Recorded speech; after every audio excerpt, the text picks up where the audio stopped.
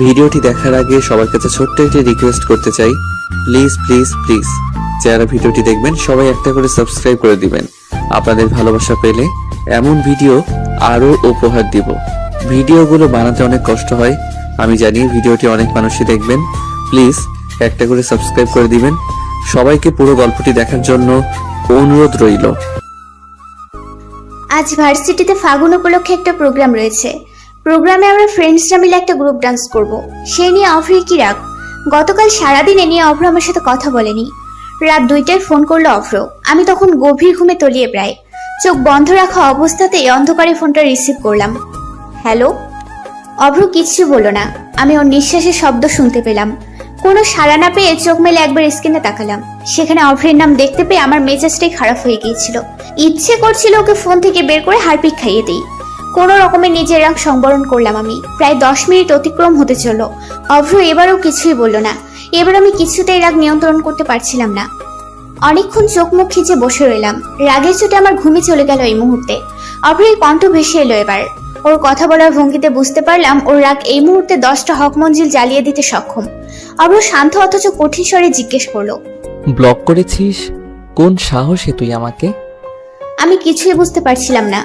Block করলেও আমাকে phone করলো কিভাবে? তখনই মনে পড়লো গতকাল নাচের প্র্যাকটিস শেষে সবাই মিলে একটা গ্রুপ ছবি তুলেছিলাম। ছবিতে নাদিমও ছিল। সেটাই ওর কাছ থেকে লুকিয়ে আপলোড করার জন্য ব্লক করেছিলাম। অবশ্য আনফ্রেন্ড না করে সোজা ব্লক করে দেওয়ার কারণ শুধুই যে রেগে থাকা তা না। অভ্রের আমার প্রতি অতিরিক্ত পজিটিভ আচরণ আমার একটুও পছন্দ না। আরে ভাই, বেস্ট ফ্রেন্ড আছি সেটাই থাক না, খামোখা বাপ হতে চাস কিসের জন্য? আমি গলার স্বর গম্ভীর করে বললাম, রেগেছিলাম। অভ্র মেজাজ শান্ত করার চেষ্টা করে বলল, নাদিমের সাথে মিশতে বারণ করেছিলাম না তোকে? কেন ছবি তুলেছিস ওর সাথে? আর তোর পাশেই কেন দাঁড়াতে হলো? মেঘা রুম্পাও তো ছিল, ওদের সাথে কেন দাঁড়ালো না? আমি এতক্ষণে মহারাজের এত রাগ থাকার কারণ বুঝতে পারলাম। আমার মাথায় দুষ্ট বুদ্ধি চাপলো। ওকে আরেকটু রাগিয়ে দেওয়ার জন্য বললাম, হ্যাঁ তুলেছি, তাতে কি হয়েছে? নাদিম কি তোর মতো হিংসুটে? এত কিউট সুইট ভদ্র হ্যান্ডসাম ছেলেটাকে নিয়ে তুই এত হিংসা করিস কেন অভ্র? আমার কিন্তু খারাপ লাগে না ওকে। দেখিস না সব সময় কেমন কেয়ার করে আমার। মিতু, তুমি কিন্তু ফাস্টফুড তো খেও না, এগুলোতে জীবাণু আছে। মিতু, আস্তে হাঁটো, পড়ে যাবা। How sweet. অভ্র কিছু বলো না। কিছুক্ষণ চুপ থেকে দুম করে ফোনটা কেটে দিল। সাথে সাথে ওর নাম্বার থেকে 10 সেকেন্ডের মধ্যে টেক্সট এলো, খবরদার আমার সাথে তুই আর কথা বলবি না মিতু। ও যে ভয়ঙ্কর রেগে আছে তা বুঝতে আমার আর কষ্ট করতে হলো না। ও, আপনাদের তো বলাই হয়নি, আমি মিতুয়া হক। আর এতক্ষণ ধরে যাকে নিয়ে বলছিলাম ও অভ্র, আমার বেস্ট ফ্রেন্ড। অভ্রের সাথে আমার প্রথম যখন পরিচয় হয় তখন আমার বয়স 7 বছর আর অভ্রের বয়স 10 বছর। আমরা একই এলাকাতে পাশাপাশি বিল্ডিং এ থাকতাম। আমি ওকে প্রথম দেখেছিলাম নীলা আপুর বিয়েতে। নীলা আপু আমাদের দুজনেরই প্রতিবেশী ছিল। অভ্র খয়েরি রঙের একটা শার্ট পরেছিল সেদিন, সাথে সাদা ফুল প্যান্ট। ওর হাতে রিমোট কন্ট্রোল গাড়িটা দেখে আমার যে কি লোভ হয়েছিল। কোনো কিছু না চিন্তা করে ওর হাত থেকে ছো মেরে ছিনিয়ে নিয়েছিলাম গাড়িটা। কিন্তু অভ্র আমায় কিচ্ছু বলল না, এমনকি একটু রাগলেও না। আম্মু আমাকে বোঝানোর চেষ্টা করছে মেয়েরা এইসব নিয়ে খেলে না, এটা ছেলেদের খেলনা। কিন্তু আমি কিছুতেই গাড়িটা দেবো না বলেই জেদ করেছিলাম। আমার কান্নাকাটি দেখে আন্টিও আমাকে কোলে নিয়ে আদর করতে করতে আম্মুকে বললেন, থাক ভাবি, এটা নিয়ে মিতু খেলুক, অভ্র মোটেও মন খারাপ করবে না। অভ্র আসলেই সেদিন একটুও মন খারাপ করেনি। পিট চোখে আমার দিকে চেয়েছিল। আমি অবাক হয়ে চেয়েছিলাম ওর দিকে। ছেলেটাকে আমার বড্ড অন্যরকম লেগেছিল সেদিন। অথচ আম্মু যখন আমার চেয়ে ভাইয়াকে একটু বেশি আদর করতেন, আমি সারাদিন মুখ ফুলিয়ে বসে থাকতাম। রাতে আব্বু এলে আব্বুকে অভিনয় করে বিচার দিতাম। কিন্তু এই ছেলেকে দেখো, ওর এত সুন্দর নতুন খেলনা গাড়িটা নিয়ে নিলাম, আবার ওরই মায়ের কোলে বসে আদর খাচ্ছি। অথচ তার মধ্যে এসব নিয়ে কোনো আক্ষেপ নেই, যেন সে মজা পাচ্ছে আমাকে খেলনাটা দিতে পেরে। আমার খুব হাসি পায় এগুলো মনে পড়লে। অথচ আমার সেদিনের অতি দয়ালু বন্ধুর এখন এই হিংসের মাত্রা দেখো। হিংসে নিয়ে কোনো নোভেল যদি দেয়া হতো তাহলে আমাদের অভ্রয় দেশের দুর্নাম একা বয়ে আনতে সক্ষম হতো। এই মিতু, কি রে, আজ বা ক্যাম্পাসে কি প্রোগ্রাম আছে বললি? পরে ঘুমালে ভার্সিটি যাবি কখন? আম্মুর ডাকে আমি ঝড়ের গতিতে ঘুম থেকে উঠে বসলাম। উঠেই দেয়াল ঘড়িতে চোখ বুলালাম। ও মাই গড, ইটস টু লেট। আমাকে 10টার আগে ক্যাম্পাসে পৌঁছাতে হবে। অলমোস্ট 9টা বাজতে চললো। আমি তাড়াহুড়ো করে কোনো মতে একটা বসন্তী রঙের শাড়ি গায়ে জড়িয়ে নিলাম। কোনো রকমে তাড়াহুড়ো করে চুলগুলো আঁচড়ে খোপা করে নিলাম। কসমেটিক গুলো একটা ব্যাগে নিয়ে নিলাম। ক্যাম্পাসে গিয়েই সাজবো না হয়। ডাইনিং রুমে যেতেই অভ্রকে চোখে পড়লো। টেবিলে বসে কেমন নির্বিকার ভঙ্গিতে নাস্তা করছে অভ্র। ওর ভাব দেখে মনে হলো ও এই হক মঞ্জিলের একমাত্র জামাই। আমি নিঃশব্দে ওর পাশের চেয়ারটা টেনে বসলাম। ও পাশ ফিরে তাকালো না, যেন আমি এসেছি সেটা একদমই পাত্তা দিচ্ছে না। আমার প্রচুর মেজাজ খারাপ হলো আম্মুর ওপর। এত জামাই আদর করার দরকার কি শুনি? অবশ্য এসব ভেবে কি লাভ? মাঝে মাঝে তো মনে হয় অভ্রই বুঝি আমার আম্মুর আসল ছেলে, আর আমাকে এনেছে রাস্তা থেকে কুড়িয়ে। তাই তো ওর আগমনে আম্মু চাঁদ পাওয়ার মতন খুশি হয়ে যায়। কিরে খাচ্ছিস না কেন? ছেলেটা সেই কখন থেকে বসে আছে আর মহারানী খুবই ভাঙলো না। আম্মুর কথায় আমি ব্যাপক অপমানিত বোধ করলাম। অভ্রের দিকে এক পলক তাকাতেই দেখতে পেলাম ও কেমন ভাব নিয়ে খাচ্ছে। ওর খাওয়ার ভঙ্গি দেখে মনে হচ্ছে আমার অপমানিত হওয়াতেও ভীষণ মজা পাচ্ছে। আমার রাগ এবার চরম মাত্রায়। মনে মনে ব্যাটাকে 100 বার গঙ্গার পানিতে চুবিয়ে ফেললাম। কিছুক্ষণ চোখ বড় বড় করে তাকিয়ে ওর প্লেটটা মুখের সামনে থেকে ছো মেরে সরিয়ে ধমকের স্বরে বললাম, ওঠ, লেট হয়ে গিয়েছে, আর খেতে হবে না। আম্মু বলল, সে কি, ছেলেটাকে নাস্তাটাও শেষ করতে দিবে না? কিছুই তো খেলো না অভ্রটা। আমি চোখ মুখ খিচে বললাম, হ্যাঁ, তোমার অভ্র তো কিছুই খায়নি। গরুর মাংস দিয়ে পরোটা, ডিম, কলা, এতক্ষণ তো আমিই ঠুসেছি সব। আমার কথার মানে বুঝতে পেরে আম্মু আমার প্লেটে তাকিয়ে কিছু বলতে যাবে তার আগে আমি হনহনিয়ে বেরিয়ে পড়লাম। অভ্র তখনও মিটিমিটি হাসছে। ওর হাসি দেখে আমার যেন পিত্তে জ্বলে যাওয়ার উপক্রম হলো। আমি কোনো কথা না বলে ওর বাইকের পেছনে বসে পড়লাম। পুরো রাস্তা আমি ওর সাথে কোনো কথা বলিনি। 1-2 বার ফ্রন্ট মিররে চোখ যেতেই দেখেছিলাম ও নিঃশব্দে আমার দিকে চেয়ে আছে। এর মধ্যে অভ্র বাইকটা একটা রেস্টুরেন্টের সামনে দাঁড় করিয়ে আমাকে জোর করে নাস্তা করালো। আমি খেতে না চাইলে জোর করে নিজের হাতেই খাইয়ে দিল, যেন আমার উপর ওর কত অধিকার। অভ্র এমনই। 20 মিনিটের মধ্যে আমরা ক্যাম্পাসের গেটের কাছে পৌঁছালাম। আমি ওর সাথে এবারও কোনো কথা বললাম না। বাইক থেকে নামতেই অভ্র পেছন থেকে আমার হাত টেনে ধরলো। তীক্ষ্ণ দৃষ্টিতে আমাকে একবার আগাগোড়া অবলোকন করে নিল, তারপর গম্ভীর মুখে বলল, শাড়িটা ব্লাউজের আরো একটু উপরে পড়তে পারিস না? 2 মিনিট সময় দিলাম, এর মধ্যে শাড়ি ঠিক কর। আমি পিঠে হাত দিতেই বুঝতে পারলাম পিঠের একাংশ খালি হয়ে আছে, তবে সেটা খুবই সামান্য। এই সামান্য ত্রুটিও অভ্রের চোখে রাতে সক্ষম হয়নি। আমি হাত দিয়ে শাড়িটা ঠিক করে নিলাম। তারপর চলে যাওয়ার জন্য পা বাড়াতেই অভ্র পুনরায় আমার আঁচল টেনে ধরলো। আমার ভীষণ অস্বস্তি হচ্ছিল। অভ্র সেসব তোয়াক্কাই করলো না। ছোট্ট একটা ব্যাগ থেকে 2 মুঠো লাল কাচি চুড়ি বের করলো। কিছুক্ষণ আমার মুখের দিকে তাকিয়ে মৃদু হেসে আমাকে কিছু বলার সুযোগ না দিয়েই চুপচাপ চুড়িগুলো আমার হাতে পরিয়ে দিল। তারপর আমার শাড়ির আঁচল টেনে মুখের ঘাম মুছতে মুছতে বলল, এটারই কমতি ছিল। বাসন্তী শাড়ির সাথে লাল চুড়িতেই তোকে মানাবে ইমাজিন করে দেখলাম, তাই এইটাই নিয়ে নিলাম। আর শোন, ফোন করবি যাওয়ার সময় আমাকে না দেখতে পেলে, আমি সিফাতদের সাথেই আছি। আমাকে পিট চোখে তাকিয়ে থাকতে দেখে পুনরায় বাইকের চাবি ঘুরাতে ঘুরাতে বলল, শাড়ির ফাঁকে যদি আমার ব্যক্তিগত সম্পত্তির এতটুকু উন্মুক্ত হয়েছে, তাহলে কিন্তু তোর খবর আছে মিতু। ওর হালকা ধমকে আমি যেন কেমন অধিকারবোধ গন্ধ পেলাম। আমার শরীর বেয়ে যেন কম্পন শুরু হয়ে গেল। অভ্রের এরকম আচরণ আমাকে মাঝে মাঝে বড্ড ভাবনায় ফেলে দেয়। ওর এমন তীক্ষ্ণ দৃষ্টিতে প্রতিবার আমি আমাদের সম্পর্কের ব্যতিক্রমী অর্থ খুঁজে পাই, যা আমায় অসম্ভব লাজুকলতায় মিলিয়ে রাখে। আমি পথভ্রষ্ট হই আর ভাবতে থাকি এই সম্পর্কের নাম কি শুধুই বন্ধুত্ব দেয়া যায়, নাকি এর চেয়েও বেশি কিছু। আমাদের প্রোগ্রাম শেষ হতে হতে প্রায় সন্ধ্যা হয়ে আসে। স্টেজে উঠে আমি 2-1 বার অভ্রকে খুঁজেছিলাম। ক্যাম্পাসের কৃষ্ণচূড়া গাছটার সাথে ঠেস দাঁড়িয়েছিল অভ্র। ওর চোখে মুখে শুধুই গম্ভীর্যতা। আমি যেন সেসব কোনো তোয়াক্কাই করলাম না। আমাদের নাচ শেষ হতে না হতেই আশেপাশে হইচই শুরু হয়ে গেল। স্টেজের আশেপাশে যারা ছিল তারা সবাই দৌড়ে অভ্রের হলের দিকে ছুটতে লাগলো। আমরাও কিছু না বুঝে দৌড়াতে লাগলাম। প্রফেসর মফিজুর রহমান স্যার, নাবিলা কামাল ম্যামও দৌড়াচ্ছেন সেদিকেই। হলের করিডোরের দিকে দিশা হয়ে দৌড়াচ্ছে রিয়াদ, আর ওকে ধরার জন্য পেছনে অভ্র দৌড়াচ্ছে। অভ্রের পেছনে ছুটছে পুরো ক্যাম্পাস। রিয়াদের নাকে মুখে রক্ত লেগে আছে। আমি কিছুতেই বুঝতে পারছিলাম না অভ্রকে কেন মারছে। আমার আর ভিড় সেদিকে যেতে ইচ্ছে হলো না। প্রচুর রাগ হলো অভ্রটার উপর। ওর এসব কাজের জন্য না ওর পড়াশোনার কোনো প্রভাব পড়ে, আমি আছি সেই চিন্তায়। অবশ্য ক্যাম্পাসের সকলে অভ্রকে এত ভালোবাসে যে কোনো ঝামেলা হলে নিঃসন্দেহে সবাই অভ্রের পক্ষই নেবে। এদের ধারণা অভ্র কখনো অন্যায় কিছু করতে পারে না, যদি করে সেটার পেছনেও ন্যায় কারণ রয়েছে নিশ্চয়ই। ওকে এত ভালোবাসার কারণ শুধুই যে ভালো রেজাল্ট তা না, মানুষ হিসেবে অভ্র সেরাদের সেরা, এমনটাই সকলে মনে করেন। ক্যাম্পাসের যে কারো বিপদে অভ্রই সবার আগে এগিয়ে যায় সাহায্যের জন্য। মফিজুর স্যার তো প্রায়ই বলেন, এভাবে স্ট্রং লিডারশিপ কোয়ালিটি উঠো, এটা ধরে রেখো আজীবন। এসব ভাবতে ভাবতে দেখলাম মেঘা হাঁপাতে হাঁপাতে আমার সামনে এসে দাঁড়ালো। আমি জিজ্ঞেস করলাম, কিরে এমন সাপের মতন ফোঁসফোঁস করছিস কেন? দোস্ত, প্লিজ রিয়াদকে বাঁচা, অব্র ওকে মাইরাই ফেলবো আজকে। আমি হতম্বিত হওয়ার স্বরে জিজ্ঞেস করলাম, মানে অভ্র এখনো মারছে? কিন্তু কারণটা কি, জানিস কিছু? আরে ভাই, আমরা স্টেজে যখন নাচতেছিলাম রিয়াদ নাকি জুম করে তোর ভিডিও নিছে। ভিডিওটা নর্মাল হলেও অব্র এত রাখতো না, কিন্তু ও স্পেসিফিক্যালি তোকেই জুম করছে। আর এমন এমন অ্যাঙ্গেলে ভিডিওটা করছে কি বলবো তোকে।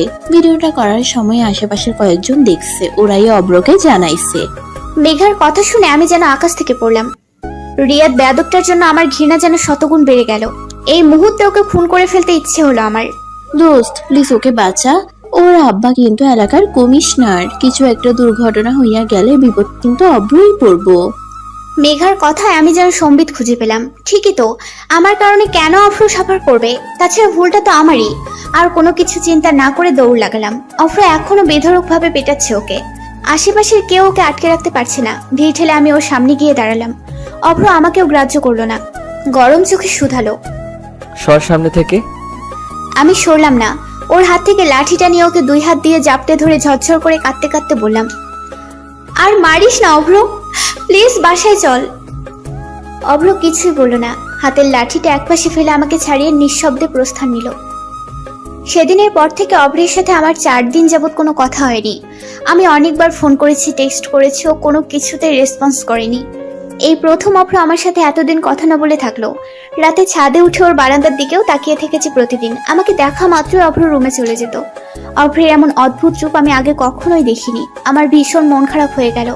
পঞ্চম দিনে আমি এদিক সেদিক না চিন্তা করে সোজা অভ্রদের বাসায় চলে গেলাম। কলিং বেলে চাপ দিতে আন্টি হাসি মুখে দরজা খুললো, যেন আমার উপস্থিতি ওনাকে একটু অবাক করেনি, কিংবা আমি আসবো বলেই জানতেন আন্টি। আমাকে দেখা মাত্রই জাপটে ধরে অভিমানী মুখ করে বললেন, আন্টির কথা কি একটুও মনে পড়ে না তোর? বাসা থেকে বেরিয়ে 2 পা এগোলেই তো চলে আসতে পারিস। এত নিষ্ঠুর হলে কবে থেকে রে? আমি আন্টিকে জড়িয়ে ধরে বললাম, তুমিও তো আসো না আমাদের বাসায়, নিষ্ঠুর কি আমি একা? রুম থেকে অয়ন ভাইয়ের শ্বাস শোনা গেল। কিরে মিতু, থাকিস কোথায়? তোকে তো দেখি না রে। ভার্সিটিতে উঠে বুঝি বড় হয়ে গেছিস? তাহলে বিয়ে টিয়ে দিয়ে দেই, কি বলিস? অয়ন ভাইয়ের কথায় ভাবি আর আন্টি একসাথে হেসে ফেললো। আমি মুখ ফুলিয়ে বললাম, হ্যাঁ তা তো দেবেই, খুব জ্বালাচ্ছি না তোমাদের? ভাবি আমার হাত ধরে টেনে ঘরে নিতে নিতে বললেন, হয়েছে, ভাই বোনেতে মিলে পরে ঝগড়া করবে। মেয়েটাকে বাইরে দাঁড় করিয়ে রাখার ইচ্ছে নাকি তোমাদের? সোফায় বসে আমি অয়ন ভাই আর আন্টি মিলে ক্রিকেট খেলা দেখছি। খেলা না বুঝলেও আমার ভীষণ মজা লাগছে। ভাবি একটু পরপর এটা সেটা নাস্তা বানিয়ে দিয়ে যাচ্ছে। অয়ন ভাই একটু পরপর লাফিয়ে উঠে মাথায় হাত দিয়ে গম্ভীর কণ্ঠে বলছে, শিট শিট মিতু, আজকেও মনে হয় হারবো রে। সবার সাথে খুশ গল্পে কখন দুপুর হয়ে গেল আমি খেয়ালই করলাম না। এত কিছুর মধ্যে আমি অভ্রের কথাই ভুলে গেলাম। আন্টি আর ভাবি আমাকে কিছুতেই বিকেলের আগে যেতে দেবেন না বলে সিদ্ধান্ত নিয়ে ফেলেছেন। আম্মুকেও ফোন করে জানিয়ে দিলেন যেন আমাকে নিয়ে চিন্তা না করে। বিকেলে অয়ন ভাইয়া দিয়ে আসবে বাসায়। 1:30টার মধ্যে প্রায় সকলের খাওয়াই শেষ। খেলাম না শুধু আমি। অভ্রের কথা জিজ্ঞেস করায় আন্টি বলল, বাইরে আছে কোথাও, চলে আসবে, তুই খেয়ে নে। আন্টিকে বললাম অভ্র এলে আমি খাবো। এটা শুনে আন্টি আর আমাকে জোর করলেন না, মিটিমিটি হাসলেন। আমি এই হাসির অর্থ খুঁজে পেলাম না। দুপুর 2টার দিকে অভ্র কাকবেচা হয়ে বাসায় প্রবেশ করলো। আন্টি হন্তদন্ত পায়ে ওকে তোয়ালে এনে দিল। অভ্র তখন আমাকে খেয়াল করেনি। কিছুক্ষণ পর গোসল শেষ করে পরনে একটা তোয়ালে পেঁচিয়ে খালি গায়ে আরেকটা তোয়ালে দিয়ে চুল মুছতে মুছতে ড্রয়িং রুমে প্রবেশ করলো। এসে আমাকে সোফায় বসে থাকতে দেখে অভ্র একটুও চমকালো না, এমনকি কথাও বললো না। আমি আত্মসম্মান বিসর্জন দিয়ে নিজে থেকে বললাম, কেমন আছিস অভ্র? ফোন ধরিস না কেন তুই? তোর সাথে কথা না বললে আমার মাথা কিলবিল করে বন্ধু। অভ্র তীক্ষ্ণ দৃষ্টিতে আমাকে একবার দেখে নিল। আমার কথার জবাব না দিয়ে বলল, খেয়েছিস? না। আমিও খাইনি। ওঠ, আমাকে ভাত বেড়ে দিবি। আমি ভ্রুকুচকে ওর দিকে চেয়ে রইলাম। বলে কি, যে মেয়েকে এখনো আম্মু ভাত মুখে তুলে না দিলে খাই না, তাকে কিনা ভাত বেড়ে দেওয়ার আদেশ করা হচ্ছে? অভ্র আমায় হা করে তাকিয়ে থাকতে দেখে পুনরায় বলল, কথা কানে গেল না মনে হয়? আমি না খেয়ে আছি, কেউ কি শুনতে পেলো? আন্টি অলরেডি সব খাবার টেবিলে গুছিয়ে রেখেছিলেন আমাদের জন্য। আমি সেগুলোই অভ্রের প্লেটে একটু একটু করে বেড়ে দিলাম। তারপর বসে নিজের প্লেটে ভাত নিতে যেতেই অভ্র আমার হাত টেনে ধরলো। কি হলো? অভ্র কোনো জবাব দিল না। তারপর নিজের প্লেটের খাবার থেকে মেখে আমাকে খাইয়ে দেওয়ার জন্য হাত বাড়ালো। আমি কিছুই বুঝতে পারছিলাম না। আমাকে চুপ থাকতে দেখে অভ্র বলল, হা করবি নাকি দিব এক চর? আমি হা করলাম। অভ্র আমাকে খাইয়ে দিচ্ছে। রান্না এত ভালো হয়েছে যে আমি খেয়ালই করলাম না অভ্র শুধু আমাকেই খাইয়ে দিচ্ছে, নিজে কিছুই খাচ্ছে না। আমি হাত মুখে নিতে নিতে বললাম, তুই খাচ্ছিস না যে? অভ্র এবারও কিছুই বলল না। খাওয়া শেষ হলে নিজ হাতে খাবারগুলো গুছিয়ে রাখলো। তারপর প্লেটগুলো ধুতে ধুতে বলল, বাইরে থেকে খেয়ে এসেছি আমি। অভ্রকে আমি বহু সময় ধরে চিনি, আবার যেন একদমই চিনি না। মাঝে মাঝে আমার ভীষণ কৌতূহল হয় অভ্রকে জানবার জন্য। এই ছেলেটাকে মাঝে মাঝে আমার কেমন অন্যরকম মনে হয়। এই অভ্র আমায় প্রতি কাজে উপলব্ধি করায় সে আমায় প্রতিনিয়ত বিস্ময় করা থেকে কখনোই বিরত থাকবে না। আমাকে তাকিয়ে থাকতে দেখে অভ্র বলল, চা খাবি? আমি মাথা ওপর নিচ করে বুঝালাম, হ্যাঁ খাবো। কিছুক্ষণের মধ্যে অভ্র চা বানিয়ে আনলো। আমি চা খেতে খেতে টিভি দেখছি আর অভ্র আমার পাশে বসে কানে হেডফোন লাগিয়ে গান শুনছে। আমার বারবার মনে হচ্ছে অভ্র আমার দিকে তীক্ষ্ণ দৃষ্টিতে চেয়ে আছে। আমি পাশ ফিরে তবুও তাকাই না। অভ্রের অনেক আচরণের অর্থ আমি বুঝি, তবুও যেন বুঝি না। ওর চোখ দুটো প্রতিবার আমায় অনেক কিছু বলে। আমি তবুও মুখ ফিরিয়ে নেই এবং তাদের জানিয়ে দিই আমি তার চক্ষুদয় করতে ইচ্ছুক নই। কোথায় যেন একটা ব্যারিকেড আমার, আবার কোথাও তীব্র যন্ত্রণা অব্রবিহীন। এত কিছুর মধ্যেও যেটা আমি চাইলেও অস্বীকার করতে পারি না তা হলো অভ্র আছে বলেই মিতু ভালো থাকে, অভ্রই তাকে ভালো রাখে। বৈশাখের কাঠফাটা রোদে প্রকৃতি এখন বিবর্ণ প্রায়। এই রুদ্ররুক্ষ সকালে আমি আর অভ্র ভার্সিটিতে যাওয়ার জন্য বের হলাম। এই মুহূর্তে আমি যে তেতে অমলেট হয়ে যাচ্ছি সেদিকে এই স্বার্থপর প্রকৃতির কোনো খেয়াল আছে? নেই। রাস্তায় বের হয়ে আমার মনে হলো পৃথিবীর সব ফালতু ব্যাপার নিয়ে মানুষের যত আক্ষেপ, অথচ চৈত্রের রাক্ষসী রূপে বর্ণনা দিয়ে কোনো কবি সাহিত্যিকরা কি বিভৎস কিছু লিখতে পারেনি? চাইলেই লিখতে পারতো, কিন্তু এসব লিখে মিতুকে তৃপ্তি দেওয়ার মতন মহান হৃদয় কোনো কবি সাহিত্যিকদের নেই। তাতে কি? মিতু এসবের ধার ধারার মেয়ে নয়। মিতু অলওয়েজ সো বুড়ো আঙুল to all irritating things and move on. আজ আর অভ্র বাইক নিল না, আবার রিক্সাও নিতে চাইল না। এই ছেলেটার মতিগতি আমি মাঝে মাঝে বুঝে উঠতে পারি না। এটাকে কখনো কখনো আমার নিউটনের সূত্রের মতন জটিল মনে হয়। এই জটিল লোকের নাকি আজ হেঁটে হেঁটে ভার্সিটি যাওয়ার মতন মোস্ট অ্যানোয়িং অ্যান্ড ইউয়ার্ড ইচ্ছেটা হলো। আমার রক্তলাল চোখে তাকিয়ে থাকাও যেন তার সেই মুহূর্তে বাড়াভাতে ছাই দেওয়ার মতন মনে হলো। আরে ভাই, তোর রোদ খাইতে ইচ্ছে করলে সারাদিন চিত হইয়া শুইয়া থাক মরুভূমিতে, না হয় সূর্য বেলেন্ডার কইরা জুস বানাই খা। আমাকে কেন টানতেছিস এসবে? জীবনে কি ক্ষতি করছি আমি তোর? তোকে বন্ধু বানানোর শাস্তি এত তিতা? ইয়া মাবুদ, আমাকে এই গরু সঙ্গ ত্যাগ করার তৌফিক দান করুন। আমার একটু হাঁটতে ইচ্ছে হচ্ছিল না। বারবার বিরক্তি নিয়ে অভ্রের দিকে চোখ বড় বড় করে তাকাচ্ছি, কিন্তু ব্যাটার সেসবে পরোয়া করার মতো নরম মন হলো না। এবার বিরক্তি নিয়ে থম মেরে দাঁড়িয়ে পড়লাম আমি। আমাকে দাঁড়িয়ে থাকতে দেখে অভ্র চোখের ইশারায় আমাকে দাঁড়িয়ে থাকার কারণ জানতে চাইল। আমি টলমল চোখে শুধালাম, একটা রিক্সা ডাক না প্লিজ। এই অসহ্য গরমে কেউ হেঁটে যায়? ক্যাম্পাস তো আরো অনেক দূরে, কিভাবে যাব? অভ্র ডোন্ট কেয়ার ভাব নিয়ে বলল, আজকে ক্যাম্পাসে যাব এটা তোকে কে বলল? আর এইটুকু রাস্তা হাঁটতে তোর শরীরে ঠোসা পড়ে গেল? তোর বাপ তোকে প্রোটিন জাতীয় খাবার থেকে বঞ্চিত থাকতে বলেছে বুঝি? নিয়ম করে পুষ্টিকর খাবারের পরিবর্তে হরলিক্স খাওয়ালে তো এমনই হওয়ার, নাকি তোর বাপের জাপানি টাকায় আকাল পড়েছে? ওর কথায় আমি যেন আকাশ থেকে পড়লাম। এই অসভ্য অভদ্রটার সাথে আমার এক পাও এগোতে ইচ্ছে হলো না। আমি বিরক্তি নিয়ে বললাম, কথায় কথায় আমার বাপকে কেন টানিস অভ্র? আব্বু তোকে পছন্দ করে না বলে তুইও বড়দের রেসপেক্ট করবি না? আর ক্যাম্পাসে না গেলে আমাকে টেনে হেঁচড়ে কেন আনলি তুই? তোর চেহারা দেখাইতে? অভ্র শার্টের কলার ঝাঁকাতে ঝাঁকাতে বলল, তাকাতেই পারিস। আফটার অল আমার মতন স্মার্ট বয় পাশাপাশি হাঁটলে যে কোনো মেয়েরই মনোযোগ স্ট্যাচু হয়ে যাবে। ওর কথায় আমি বিরক্তিতে চোখ বন্ধ করে নিলাম। এই মুহূর্তে আমার ইচ্ছে হচ্ছে অভ্রের চুল ছিঁড়ে গরু ছাগলকে খাইয়ে দিতে, কিন্তু আফসোস পারলাম না। আমাকে এভাবে তাকিয়ে থাকতে দেখে অভ্র বলল, তোর কোনো আইডিয়া আছে তোকে যে পেত্নির মতন লাগছে? চোখ সরা। তোর এই চোখে তাকায় থাকা অবস্থায় একটা ছবি নিলে আমাদের শিক্ষককে পেতনি বলে চালিয়ে দিয়ে ভাত খাওয়ানো যাবে মিতু। নেহাত আমি ভীষণ দয়ালু, তাই তোর এসব ভয়ঙ্কর রূপ রোজ দেখার পরেও হার্ট অ্যাটাক করবি না। তোর জন্য মায়া লাগে তো। ওর কথায় রেগে আমি রণমূর্তি রূপ ধারণ করলাম। আমাকে এক্ষুনি বাসায় দিয়ে আসবি তুই অভ্র। অভ্র শার্টের হাতা ফোল্ড করতে করতে বলল, চুপ থাক একটু, আর হাঁটতে না পারলে কোলে ওঠ আমার। তোকে কোলে নিতে আমার কিন্তু প্রবলেম নাই। Are you ready darling? আমি বিরক্তি নিয়ে বললাম, ইম্পসিবল, গো টু হেল, আমি একাই যেতে পারবো বাসায়। অভ্র আমার হাত টেনে বলল, আরে বাপ, একটু পরে তো বাসে উঠবই, এমন করছিস কেন? একটু ভদ্র মহিলার মতো হাঁটতে পারিস না? বাপের মতো কেমন মির্জাফর হয়ে যাচ্ছিস দিন দিন।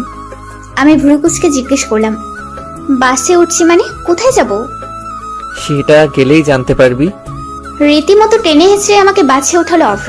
কিছুক্ষণ বিরক্তি নিয়ে বসে থেকে ক্লান্ত হয়ে কখন অভ্রের কাঁধে মাথা রেখে ঘুমিয়ে পড়েছিলাম খেয়াল করিনি।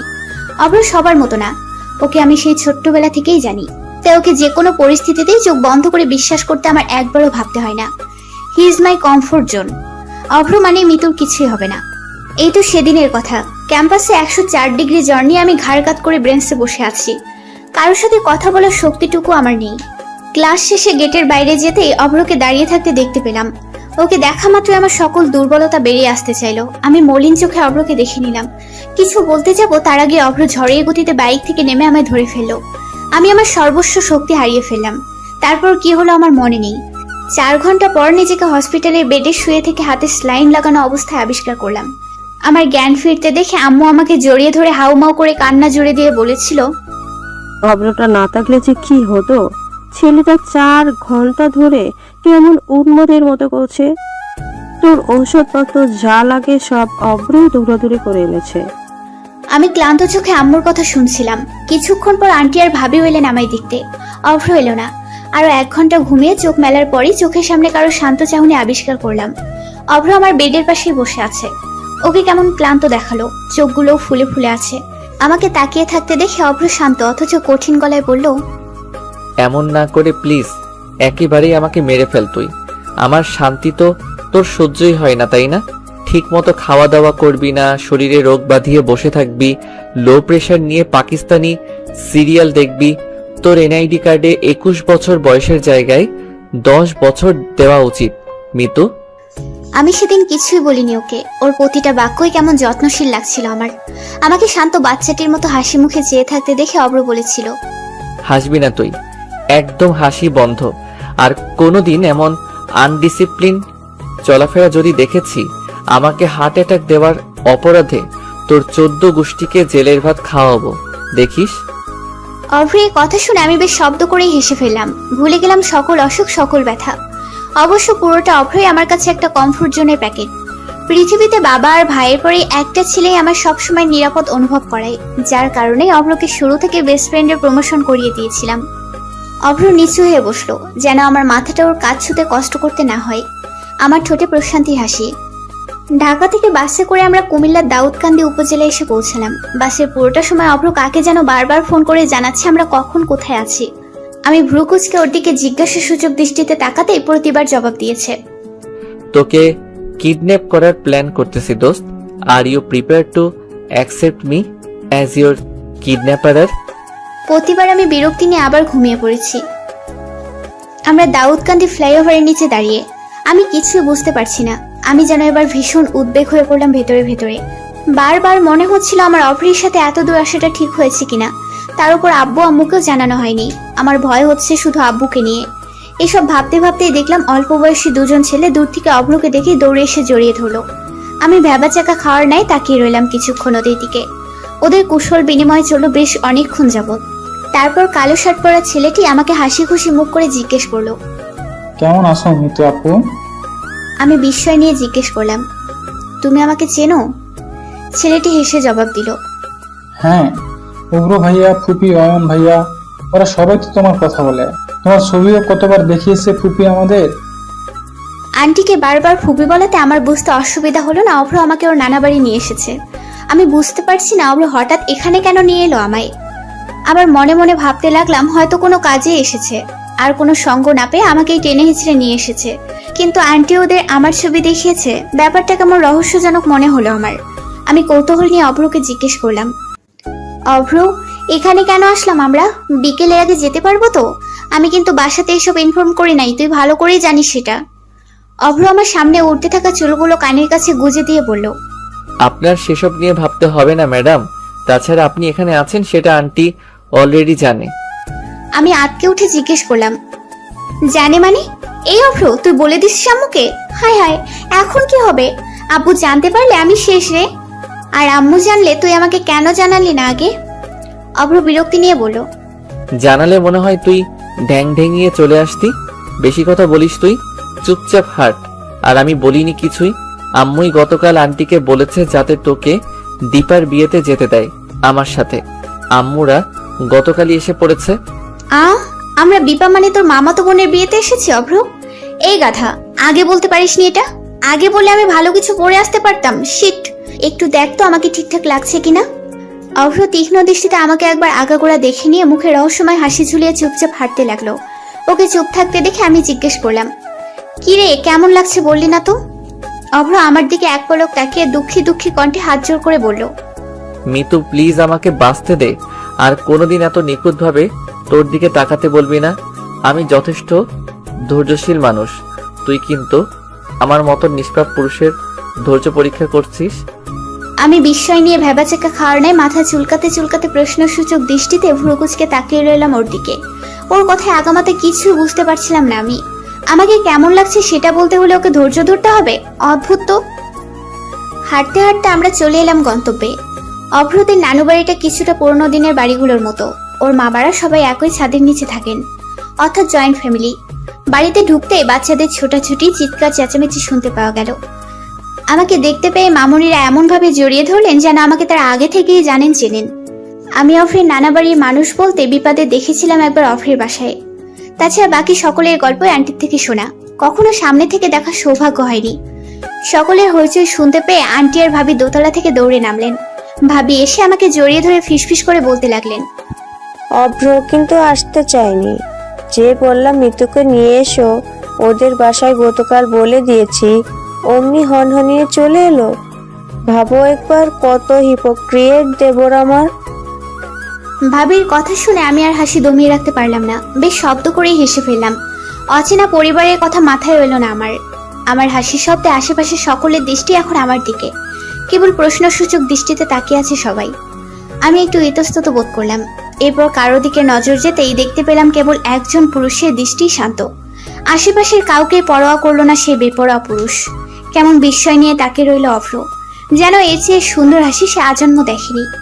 চারদিকে এত হইচই দেখে কেমন উৎসব মুখর মনে হচ্ছে সবকিছুই। এই কয়েক ঘন্টায় সবাই আমাকে এত আপন করে নিল যে আমার মনে হচ্ছে না আমি এদের রক্তের কেউ নই। অভ্রের সব কাজিরাই আমাকে সঙ্গ দিচ্ছে। তার মধ্যে একজন আছে যাকে আমার ভীষণ ভালো লাগলো। মেয়েটার নাম স্মৃতি। বাকি সবার চেয়ে ওকে আমার বেশ মিষ্টি লেগেছে।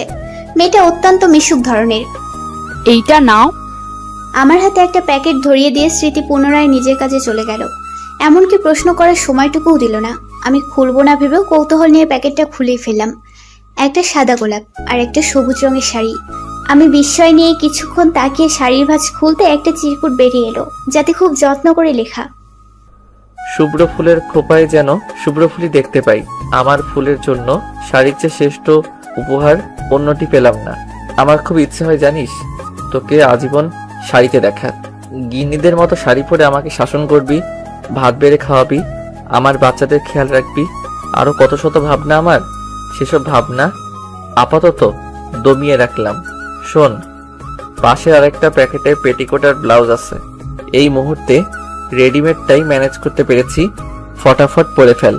আমি বারান্দায় দাঁড়িয়ে চিরকুটটা পরে থম মেরে বসে পড়লাম আমি। খুব লজ্জা লাগছিল আমার। এটা যে অভ্রই পাঠিয়েছে তা জেনেও বিশ্বাস করতে চাচ্ছি না।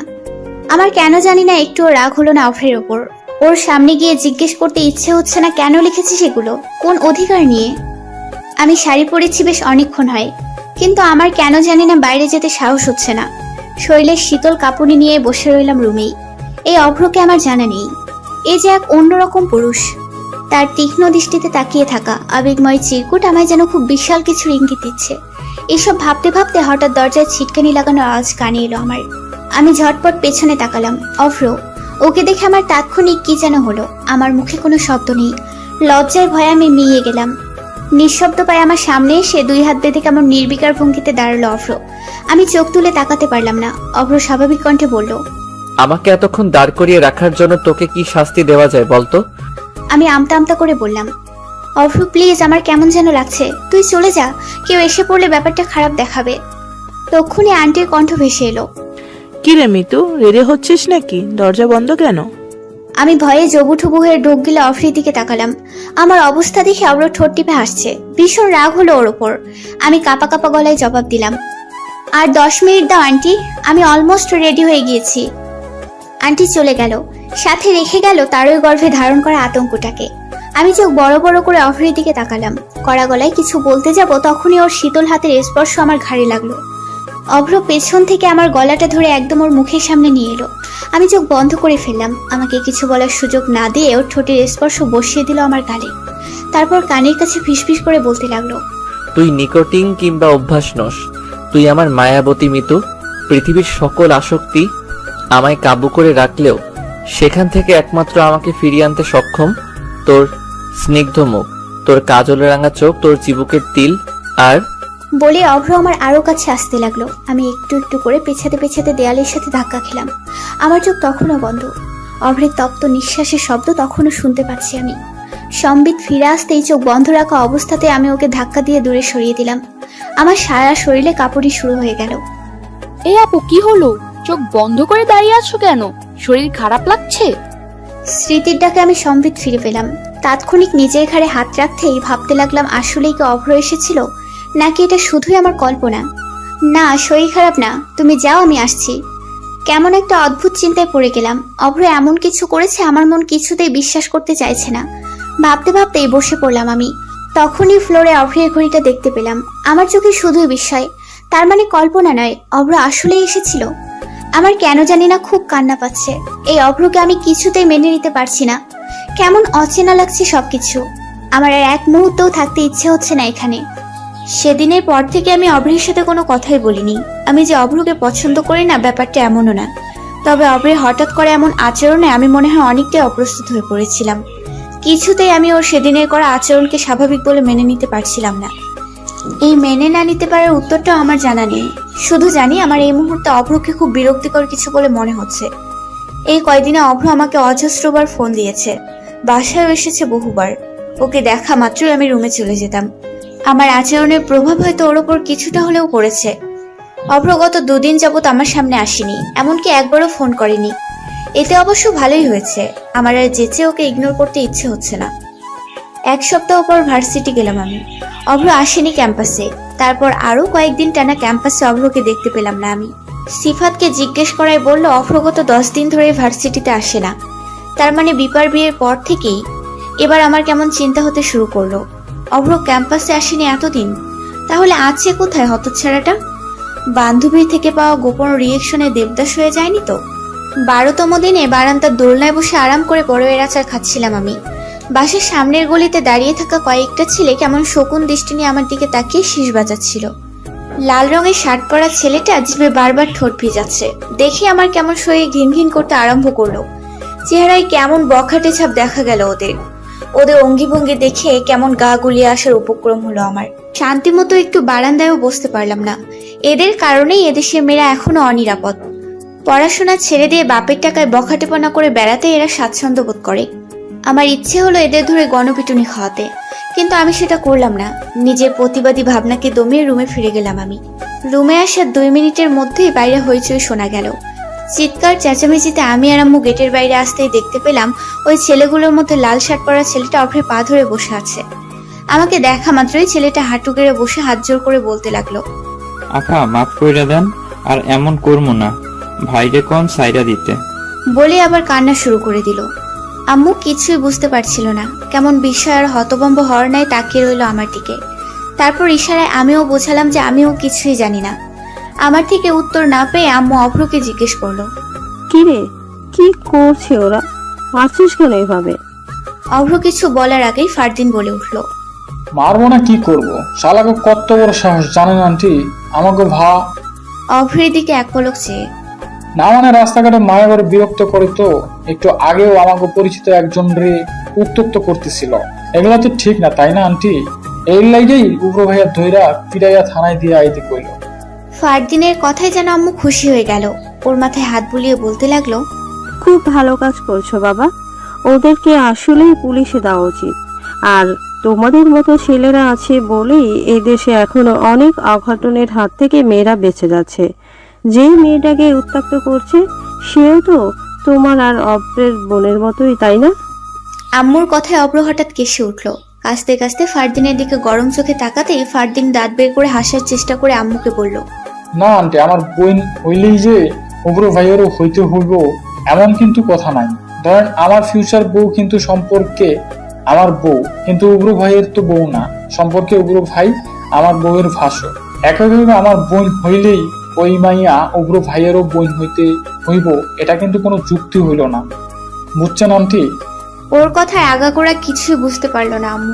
বিরক্তি নিয়েই বলল, কি আবল তাবল বকছো ফারদিন? আম্মু আরো কিছু বলার আগেই ফারদিনের গালে একটা দাবাং মার্কা চর বসে গেল। ফারদিন হতভম্ব চোখে গালে হাত দিয়ে হা করে তাকিয়ে আছে।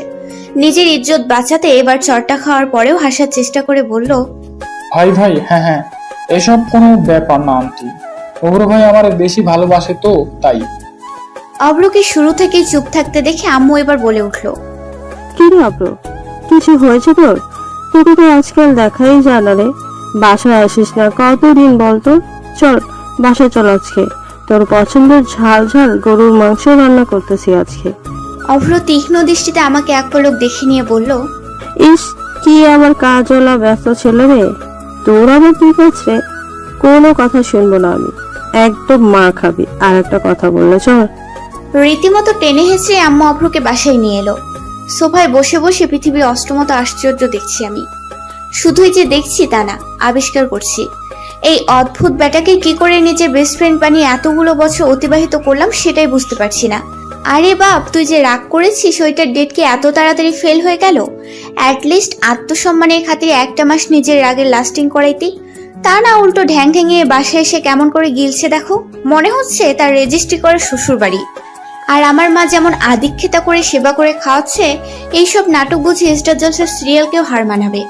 খাওয়া শেষ করে অভ্র ধুম করে সোফায় আয়েশ করে বসে আমার হাত থেকে রিমোটটা নিয়ে নিল। আমি গরম চোখে তাকাতেও কোনো ফায়দা হলো না। আমাকে কোনো প্রকার তোয়াক্কা না করে সে কেমন নির্বিকার ভঙ্গিতে ক্রিকেট দেখছে। তুই টিভি দেখছিস? আচ্ছা শোন, আমি একটু বাজারের দিকে যাচ্ছি, টুকিটাকি মশলা কিনতে হবে। আম্মুর কথায় অভ্র লাফিয়ে উঠে বলল, কি কি আনতে হবে আমাকে বলো, আমি এনে দিচ্ছি। তুই যাবি? কখনো করিসনি তুই বাজার? যেতে হবে না, আমি নিয়ে আসি। বলতেই অভ্র জোর করে বাজার করার ব্যাগটা আম্মুর কাছ থেকে নিয়ে নিল।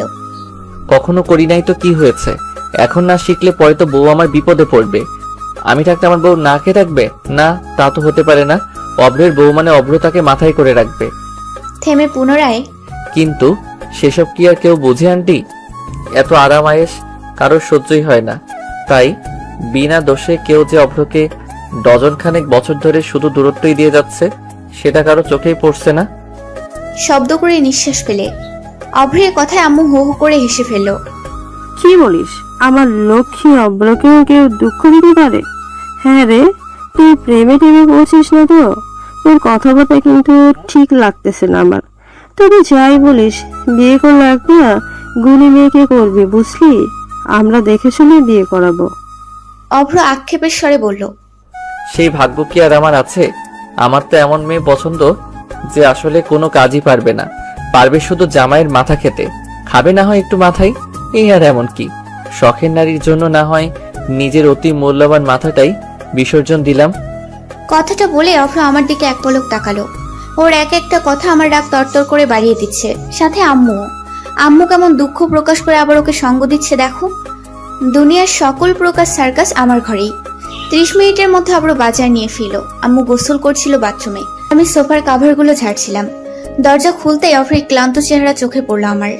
কপাল বেয়ে তত্তর করে ঘাম পড়ছে ওর। কেমন নিষ্পাপ আর স্নিগ্ধ দেখালো ওকে। শ্যামবর্ণ চেহারায় হালকা খোঁচা খোঁচা দাড়ি, চেহারায় কেমন পুরুষত্ব ভাব ফুটে উঠেছে। আমি এর আগে কখনো অভ্রকে এমন ভাবে খেয়াল করে দেখিনি। কেমন মায়াবী আর আদুরে। মুহূর্তে আমার সারা শরীর বেয়ে রোমাঞ্চকর অনুভূতি ছেয়ে গেল। আমাকে পলকহীন তাকিয়ে থাকতে দেখে ধমকের স্বরে বলল, কি সমস্যা? ব্যাগগুলো নিয়ে যে দাঁড়ায় আছি, চোখে লাগতেছে না? একে তো এই গরমে একটা রিক্সা পাইলাম না, তার উপর বাইরে দাঁড় করে সঙ্গের মতো সামনে দাঁড়ায় আসার সামনে। এত কষ্ট করে আইলাম, কই একটু বাতাস করবি? ওনা দিয়া ঘাম মুইছা দিবি তা না, স্ট্যাচু হইয়া দাঁড়ায় আছে। তোর মন থেকে কি মায়া দয়া নামক শব্দ দুইটা নাই হইয়া গেছে রে? মূর্তির মতো দাঁড়ায় না থাইকা সর সামনে থাইকা। আমি হতভম্ব হয়ে গেলাম ওর কথায়। এইটুকু একটা কারণে এত কথা শোনানোর কোনো দরকার ছিল? গন্ডার একটা। ড্রয়িং রুমের সোফায় বসে অভ্র ক্লান্ত মুখে শার্টের বোতাম খুলতে খুলতে বলল, নিচ থেকে না বললে তো বিষ ছাড়া কিছুই খাওয়াবি না।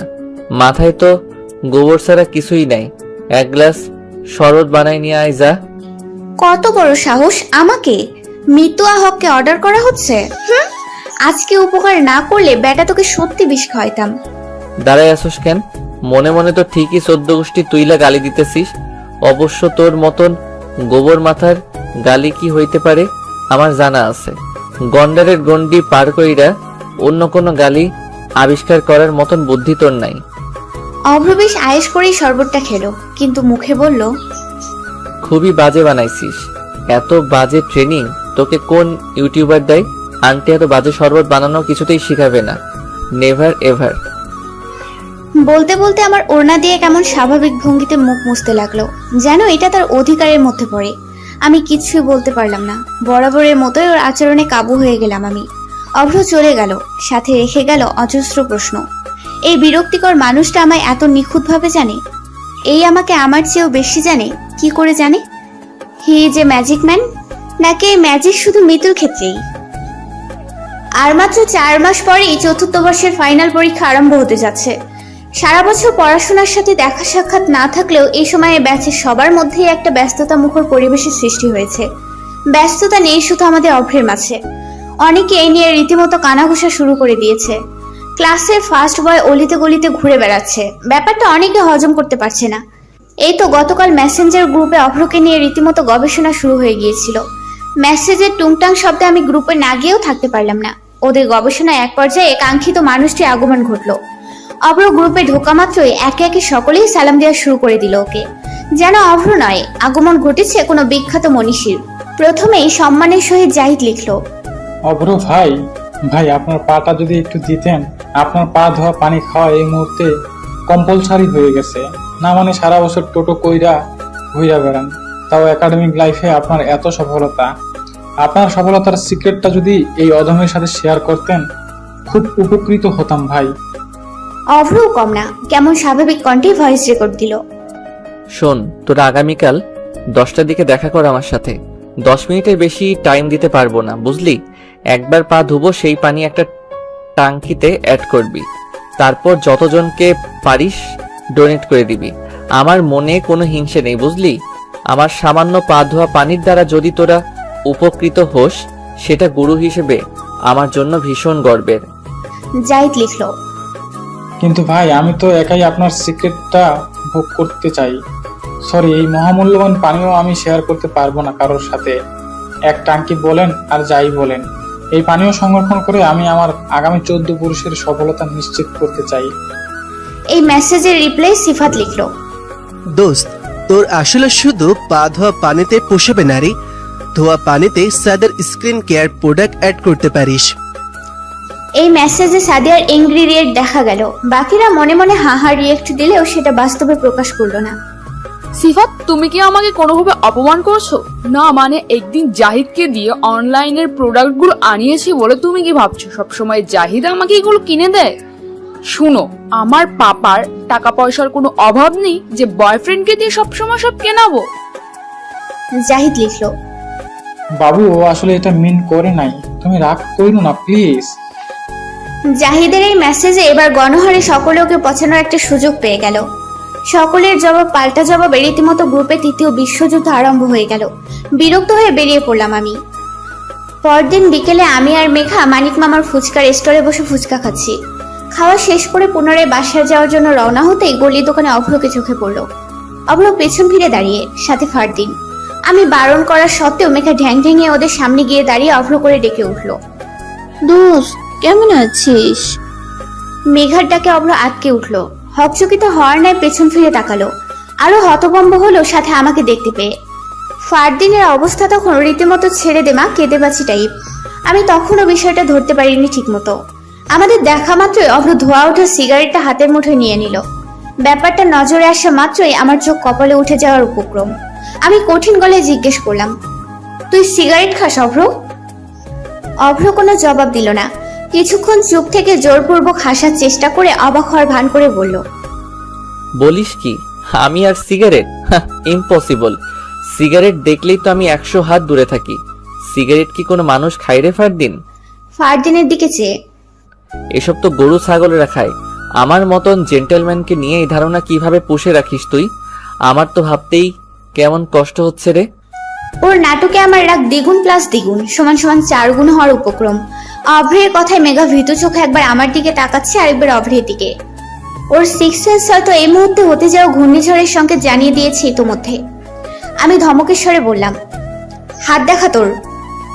অভ্র কিছুক্ষণ চুপ থেকে হঠাৎ অসহায় মুখ করে বলতে লাগলো, এইবারের মতন মাফ করে দে প্লিজ। আমি সত্যি খাই না এসব, বিশ্বাস কর। 2-1বার ট্রাই করছিলাম, কিন্তু আজকে থেকে শেষ, আর জীবনেও ধরুম না, কসম। আমি কিছুই বললাম না, চুপচাপ হাঁটতে লাগলাম। অভ্রের সিগারেট খাওয়া না খাওয়াতে আমার কিছুই যায় আসার কথা না, তবুও কেন আমার এত রাগ হচ্ছে ওর ওপর আমি বুঝতে পারলাম না। পেছন থেকে অভ্রের কণ্ঠ এখনো হালকা শুনতে পেলাম, ফারদিন রে, আমি শেষ। তোর ভাবি আমারে মাইরাই ফেলাবো আজকে। রাতে খাওয়া দাওয়া শেষ করে প্রতিদিনের মতোই বারান্দায় এসে 1 কাপ চা নিয়ে বসলাম আমি। অভ্র বিকেলের পর থেকে অজস্রবার ফোন করেছে, কিন্তু আমি একটা ফোনও ধরিনি। এখনো দিচ্ছে। বিরক্ত হয়ে ফোন অফ করে রাখলাম শেষমেশ। পুনরায় রুমে ফিরে যেতে উঠতেই অভ্রকে চোখে পড়লো। গেটের বাইরে কারেন্টের খাম্বার সাথে কেমন দুঃখী দুঃখী মুখ করে দাঁড়িয়ে আছে অভ্র। হাতে একটা বড় কাগজ, যাতে বেশ মোটা অক্ষরে লেখা, সরি মিতু। এটা দেখে আমার মন গড়ল না। তখনও মুখ ফুলিয়ে দাঁড়িয়ে আছি আমি। কিছুক্ষণ পর হাতের কাগজটা ফেলে 2 হাত দিয়ে কান ধরলো অভ্র। ফিস ফিস করে ঠোঁট নাড়িয়ে বারবার আমাকে বোঝালো আমি ক্ষমা না করলেও সারা রাত কান ধরে দাঁড়িয়ে থাকবে। আমিও কম নই। দাঁড় করিয়ে রাখলাম কান ধরিয়ে প্রায় 20 মিনিট। মশার কামড়ে বেচারার নাজেহাল অবস্থা প্রায়। 30 মিনিট পর আমার রাগ পাহাড় থেকে অবতলে নামলো। ফোন করলাম ওকে। আর কখনো দেখবো এসব? অভ্র অসহায় মুখ করে বলল, জীবনেও না, বিশ্বাস কর, এটাই শেষ। তুই যা বলবি তাই শুনবো। তুই বললে তাই, না বললে নাই। এই মুহূর্তে আমার পুরোপুরি না কমলেও 80 ভাগই কমতে শুরু করেছে। কিছুক্ষণ চুপ থেকে অপলক দৃষ্টিতে তাকিয়ে রইলাম ওর দিকে। তারপর মৃদু হেসে বললাম, বাসায় যা, অনেক পাগলামি হয়েছে। হুম, যাব না। যাবি না মানে? কেউ দেখলে উল্টাপাল্টা মনে করবে অভ্র, বাসায় যা। নিচে একবার, না হয় সত্যি যাব না। অভ্রের একবার কিছু করবে বলে মনে হলেও সেটাই করে। ওর জেদ সম্পর্কে আমি বেশ ভালো করে অবগত। যেতে বলছি মানে আমি না গেলেও সত্যি সত্যি হয়তো সারা রাত বাসার সামনেই দাঁড়িয়ে থাকবে। তাই পাগলের হাত থেকে নিস্তার পাওয়ার জন্য আমাকে নিচে নামতেই হলো। চোরের মতো নিঃশব্দে গেট খুলে বের হলাম আমি। আমাকে দেখা মাত্রই অভ্রের মুখে তৃপ্তিময় হাসি ফুটে উঠলো। আমি আশেপাশে এক পলক খেয়াল করে তাড়াহুড়ো করে বললাম, এই যে আসলাম, দেখেছিস হয়েছে, এবার বাসায় যা। অভ্র বিরক্তি নিয়ে বলল, চুপ করে একটু দাঁড়া, এমন লাফালাফি করছিস কেন? 10 মিনিট ধরে অভ্র আমাকে স্ট্যাচু বানিয়ে দাঁড় করিয়ে রেখেছে। তারপর বেশ কিছুক্ষণ পলকহীন চোখে তাকিয়ে আমাকে দেখতে থাকলো। মিতু, শুনছি, যা বলার তাড়াতাড়ি বল। আশেপাশে তাকিয়ে, রাতে কি এগুলো পরেই ঘুমাস? অভ্রের কথায় আমি হতস্কিত হয়ে পড়লাম। তারপর নিজের পরনে নজর দিতেই দেখলাম রাতে ঘুমানোর জন্য গেঞ্জি আর প্লাজো পরেছিলাম, সেটা চেঞ্জ না করেই তাড়াহুড়ো করে চলে এসেছি। এমনকি গায়ে ওড়না জড়াতেও ভুলে গেলাম আমি। সম্বিত ফিরে আসতে কেমন লজ্জা আর অস্বস্তি হচ্ছিল আমার। অভ্র বোধহয় সেটা বুঝতে পারলো। আমার অস্বস্তি আর না বাড়িয়ে ঠোঁটে রহস্যময় হাসি ঝুলে প্যান্টের পকেটে হাত ঢুকিয়ে হাঁটতে হাঁটতে বলল, বাসায় যা। বিছানায় শুয়ে এপাশ ওপাশ করতে লাগলাম আমি। কিছুতেই ঘুম আসছে না আমার। ফোনটা অন করতেই নোটিফিকেশনের টুংটাং আওয়াজ। ফেসবুক অন করলাম। ফেসবুকে ঢুকতেই অভ্রের 5 মিনিট আগের পোস্ট করা একটা স্ট্যাটাস সামনে এলো। সেখানে বাংলা একটা গানের কিছু লাইন। ঘুম চলে যায় তোমার চোখে বেড়াতে, পারি না তাকে কোনোভাবে ফেরাতে। আমার এই মন তোমার মনের পাড়ায় বোকাশোকা হয়ে আড়ালে আবডালে দাঁড়ায়।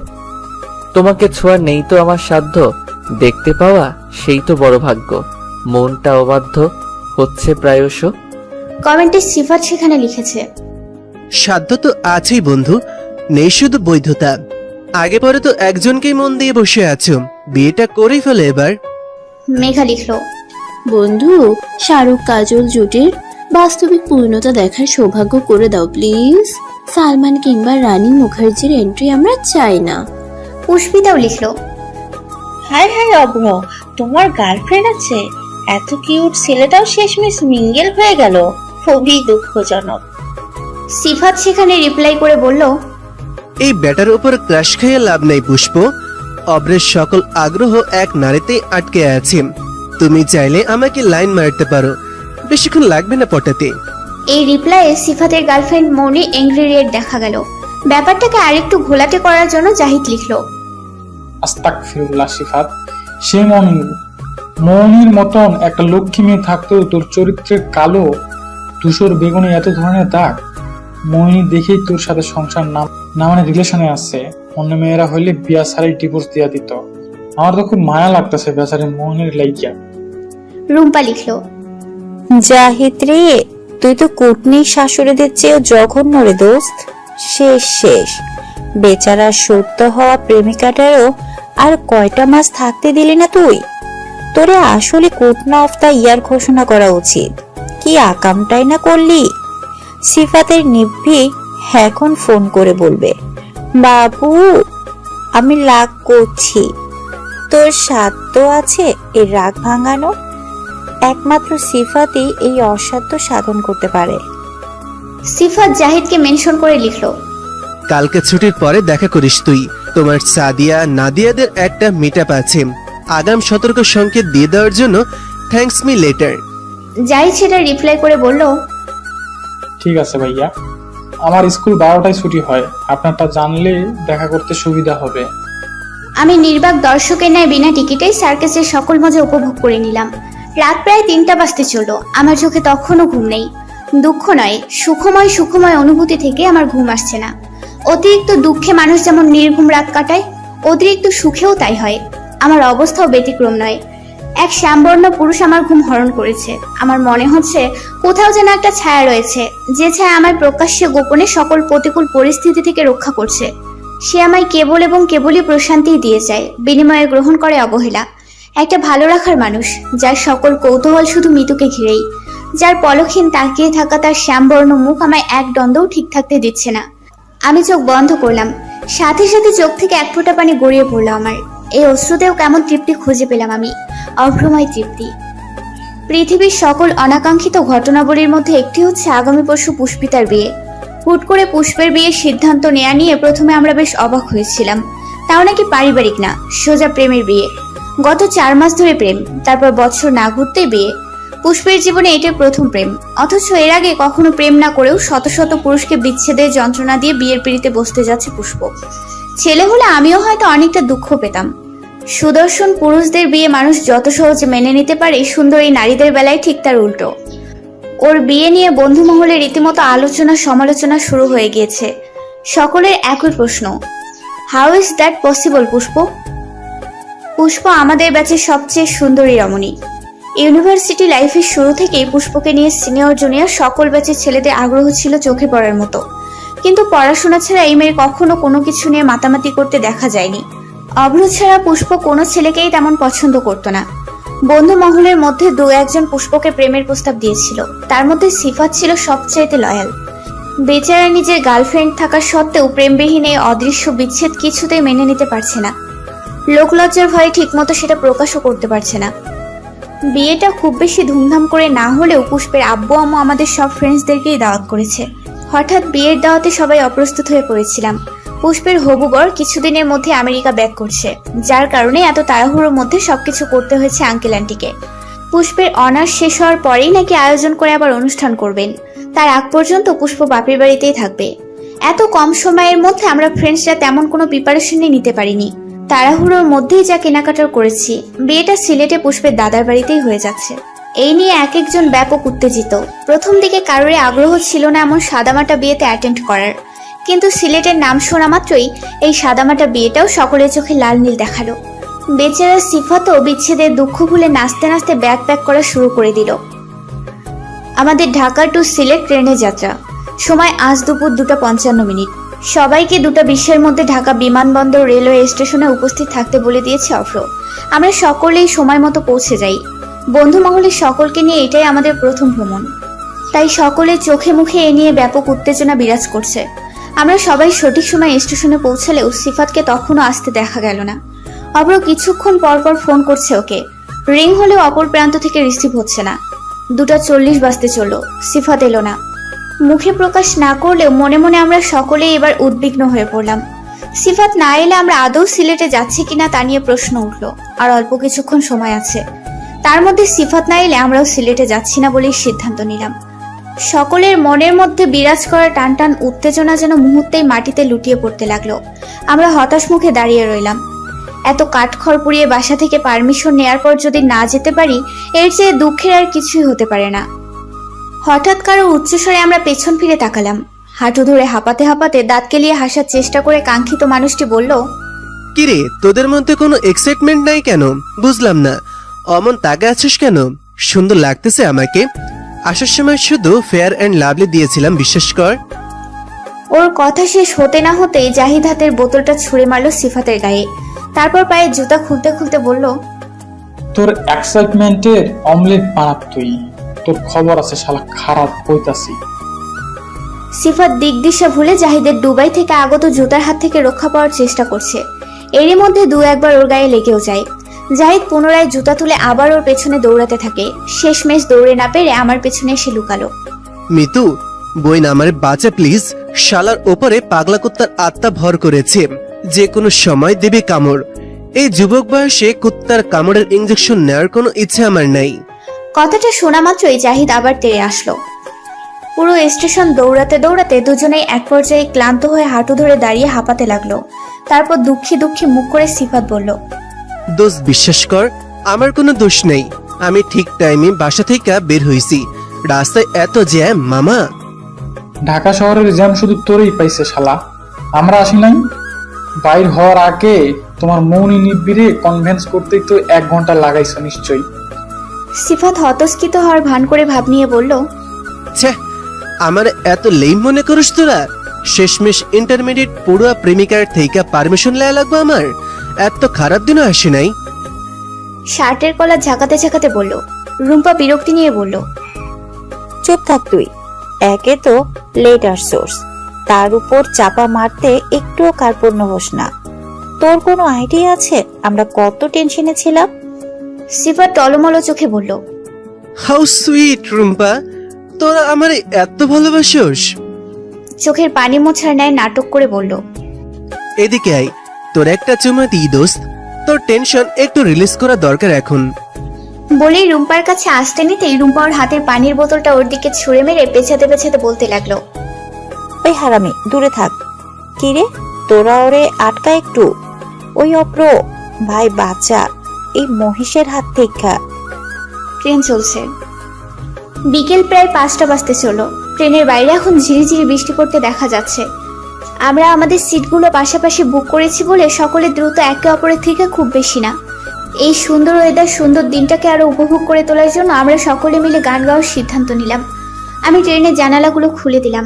প্রথমে সিফাত শুরু করলো, তারপর 2-1 লাইন গাওয়ার পরে আমিও সুর মেলালাম। আমার মনের কোণের বাইরে, আমার মনের কোণের বাইরে, আমি জানালাম খুলে ক্ষণে ক্ষণে চাই রে। আমার মনের কোণের বাইরে, আমার মনের কোণের বাইরে, কোন অনেক দূরে উদাস সুরে, কোন অনেক দূরে উদাস সুরে, আভাস যে কার পাইরে। গানের তালে তালে হেলে দুলে অন্যান্য যাত্রীদের মধ্যে কেউ কেউ হাততালি দিচ্ছে, কেউ বা মুখ দিয়ে শীষ বাজানো নেয় বাঁশির সুর তুলতে লাগলো। আমাদের বগির সব যাত্রীরাই ততক্ষণে আমাদের সাথে সুর মিলিয়ে গাইতে শুরু করলো। ছোট ছোট বাচ্চারা কেবিন থেকে উঠে হাত পা নাচিয়ে নাচতে শুরু করলো। কিছু মধ্যবয়স্ক লোকদের আমরা উঠে নিজেদের সাথে বসার জন্য জায়গা করে দিলাম। এত আকর্ষণীয় দিন আমার জীবনে এটাই প্রথম।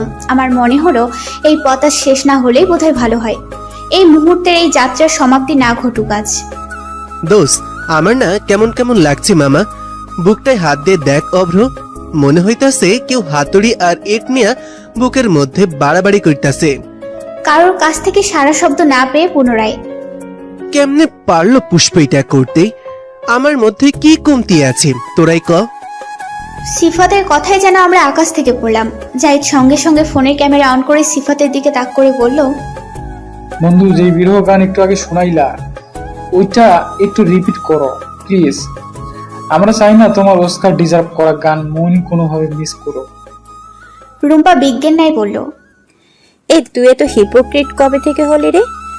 সিলেটের নাম শুনে গত রাত থেকে সবার চেয়ে বেশি তুই লাফালি।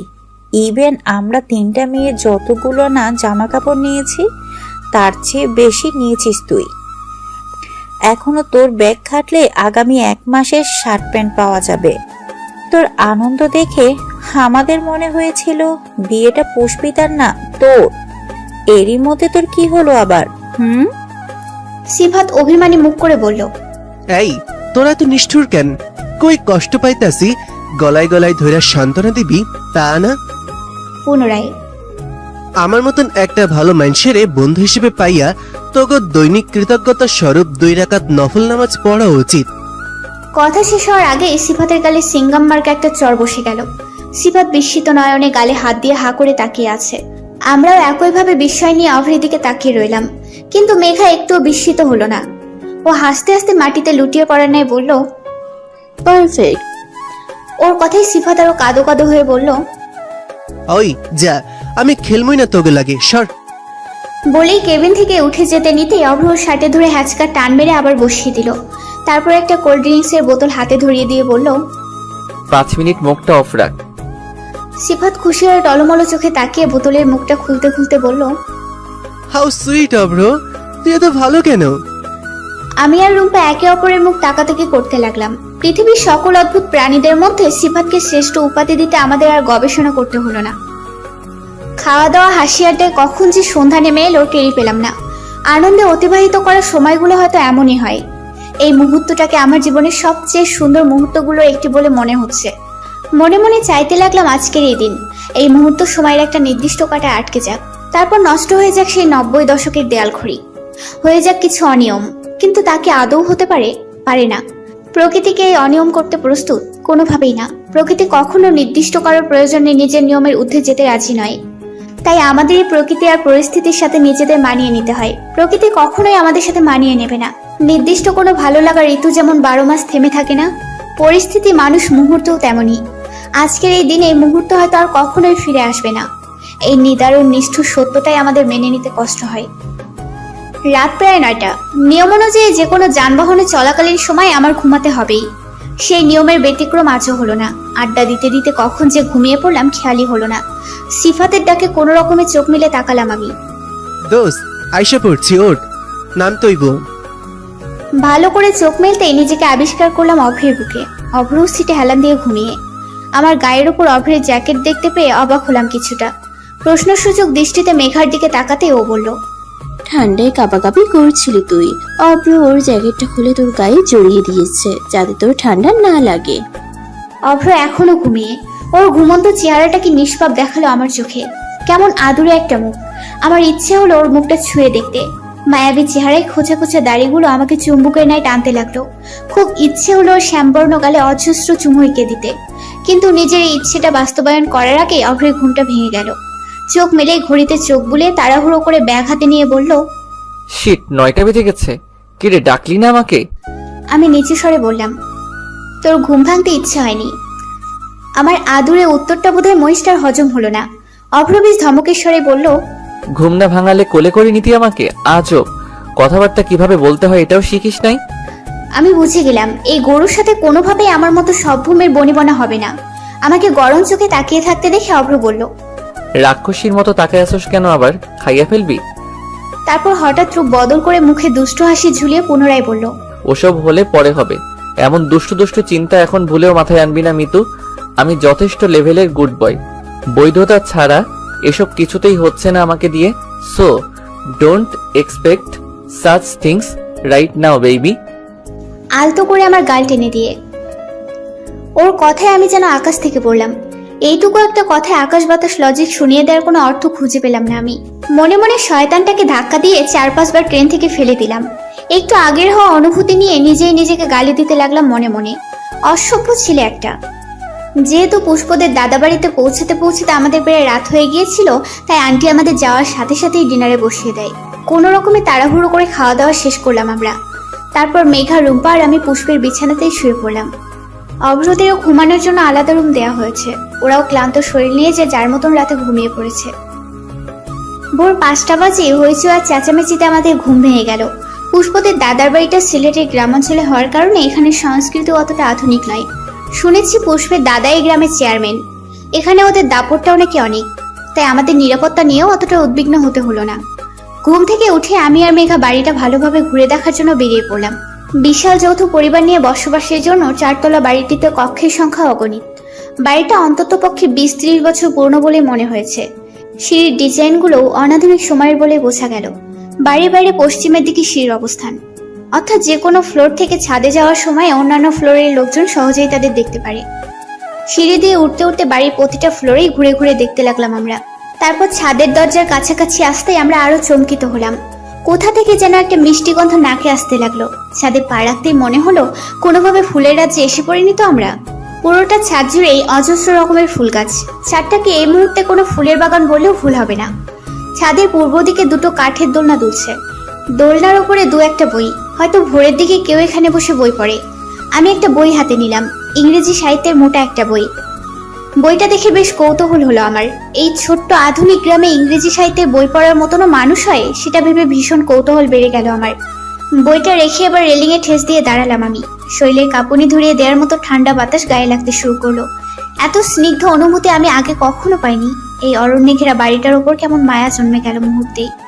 আশেপাশে তাকালে শুধু গাছ আর গাছ, এ যেন এক অন্য জগৎ।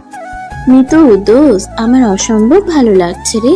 এখান থেকে এখন আর যেতে ইচ্ছে করছে না। ইস, আমাদেরও যদি এমন একটা বাড়ি হতো এত সুন্দর জায়গাতে।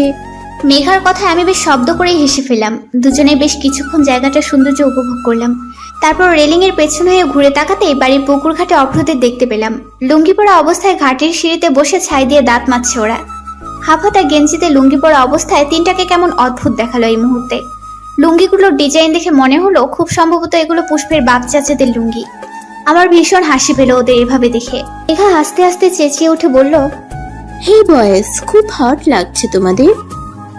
সাথে সাথে সিফাত আর জাহিদের চেহারার রং পাল্টে গেল। বেচারাদের চোখ মুখ দেখে বোঝা গেল এরা আগে কখনোই লুঙ্গি পরেনি, তাই লজ্জাও বেশি পাচ্ছে এরা। অবশ্য অভ্রও কখনো লুঙ্গি পরেনি বলেই আমি জানি।